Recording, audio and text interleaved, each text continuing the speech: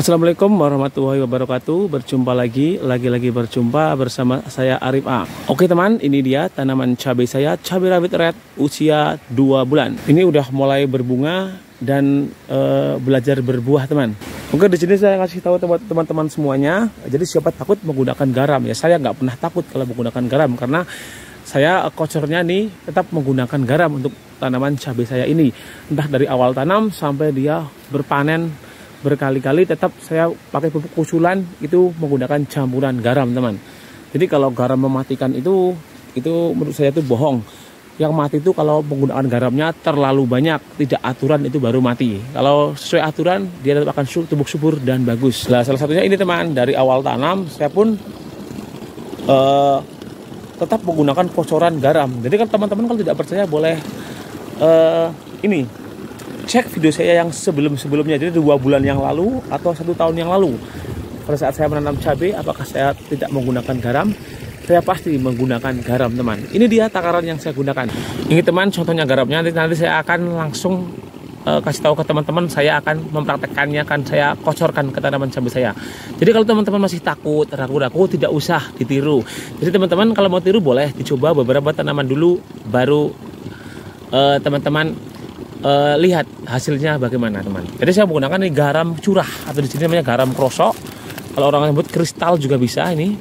Ini lebih murah teman. Ini untuk satu kantong ini harganya tuh 7.000 untuk beratnya 2 kilo. Jadi kalau pakai garam dapur tuh mahal ya kan. Jadi saya gunakan garam yang curah. Jadi teman-teman kalau mau pakai garam dapur juga nggak masalah seperti itu. Jadi ini menggunakan saya air ini kurang lebih 5 liter. Jadi saya menggunakan 5 sendok. Seperti ini, nggak usah penuh-penuh. 5 sendok aja teman, 5 sendok.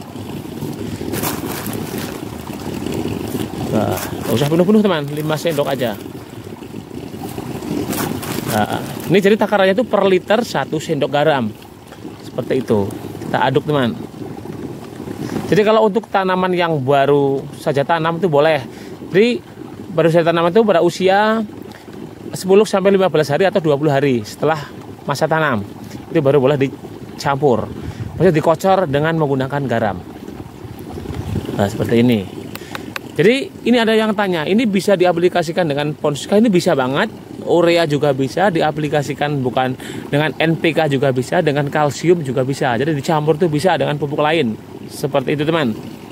Setelah larut baru kita langsung kocorkan teman. Ini saya murni garam. Jadi kalau teman-teman mau dicampur dengan Ponska juga nggak masalah. Saya juga biasanya campur dengan Ponska, tapi saya akan ngasih tahu teman-teman aja dulu kalau menggunakan garam murni itu nggak masalah teman, nggak menyebabkan mati. Buktinya tanaman saya ini masih hidup dengan takaran yang pas teman, seperti itu.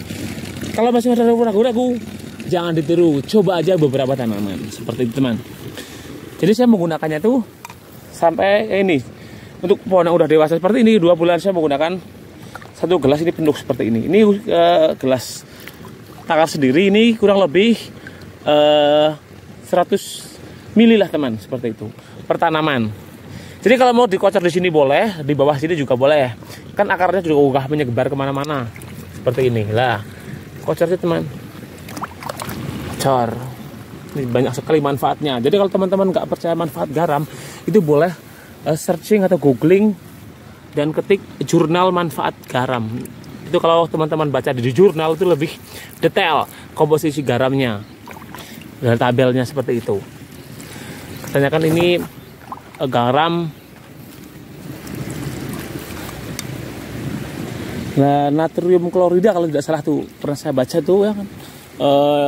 Garamnya itu kan ini bermanfaat buat tanaman. Juga ini bisa menetralkan tanah yang terlalu asam lah, yang bisa menyebabkan ini asam atau basa lah, bisa menyebabkan akar tanaman itu busuk atau layu lah seperti itu.